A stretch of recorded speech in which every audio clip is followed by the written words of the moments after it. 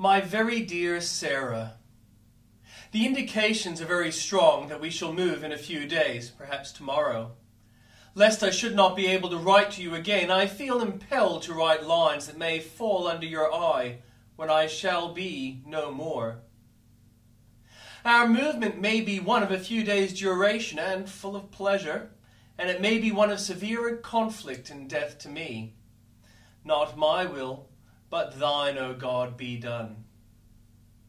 If it is necessary that I should fall on the battlefield for my country, I am ready. I have no misgivings about or lack of confidence in the cause in which I am engaged, and my courage does not halt or falter. I know how strongly American civilization now leans upon the triumph of government, and how a great debt we owe to those who went before us through the blood and suffering of the Revolution. And I am willing, perfectly willing, to lay down all my joys in this life to help maintain this government and to pay that debt.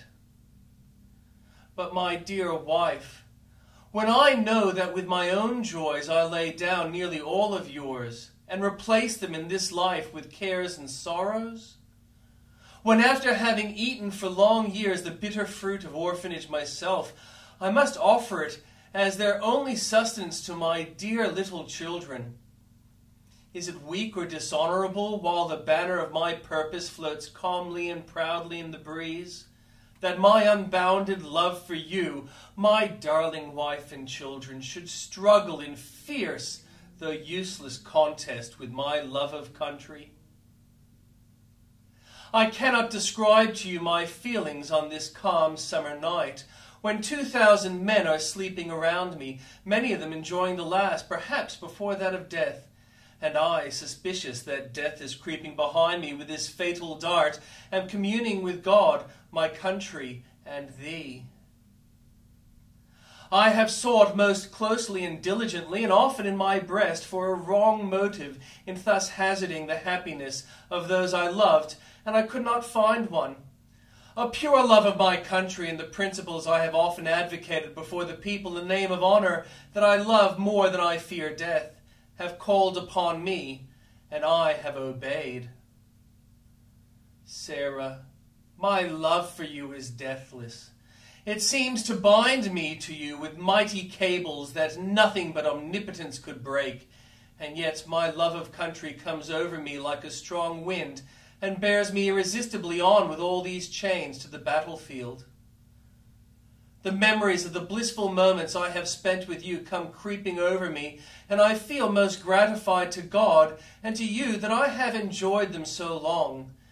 And hard it is for me to give them up and burn to ashes the hopes of future years, when, God willing, we might still have lived and loved together, and seen our sons grow up honorable manhood around us.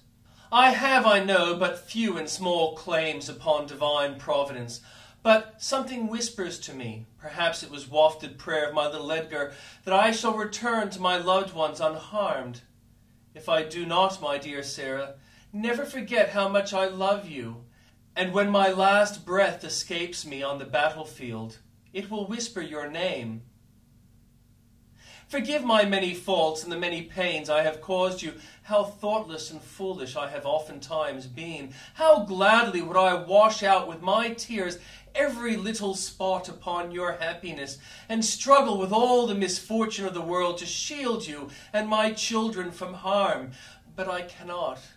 I must watch you from the spirit land and hover near you, while you buffet the storms your precious little freight, and wait with sad patience till we meet to part no more. But oh, Sarah, if the dead can come back to this earth and flit unseen around those they loved, I shall always be near you, in the garish day, in the darkest night, amid your happiest scenes and gloomiest hours. Always, always, and if there be a soft breeze upon your cheek, it shall be my breath, or the cool air fans your throbbing temple, it shall be my spirit passing by. Sarah, do not mourn me dead. Think I am gone, and wait for thee, for we shall meet again. As for my little boys, They will grow as I have done, and never know a father's love and care. Little Willie is too young to remember me long, and my blue-eyed Edgar will keep my frolics with him among the dimmest memories of his childhood. Sarah, I have unlimited confidence in your maternal care and your development of their characters. Tell my two mothers, his and hers, I call God's blessing upon them. Oh, Sarah, I wait for you there. Come to me, and lead thither my children. Sullivan.